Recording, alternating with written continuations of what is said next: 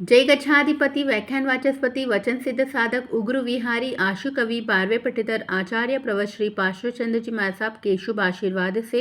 एवं एसएस जैन समनी मार्ग के प्रारंभकर्ता अनुपेहा ध्यान प्रणेता प्रवचन प्रभावक पूज्य गुरुदेव डॉक्टर श्री पदम चंद्र जी महाराज साहब की पावन प्रेरणा से संस्थापित जेपीपी जैन संस्कार वाटिका सिंधनौर में दिनांक 2 फरवरी 2026 को एसएस जैन समनी सुगम निधि जी ने 13 पंत भवन में शाम 7:30 बजे से 8:30 बजे तक बच्चों को महिमा जायो लाल में भजन सिखाया तथा 7 कुव्यसन यानी 7 बैड हैबिट्स के बारे में समझाया।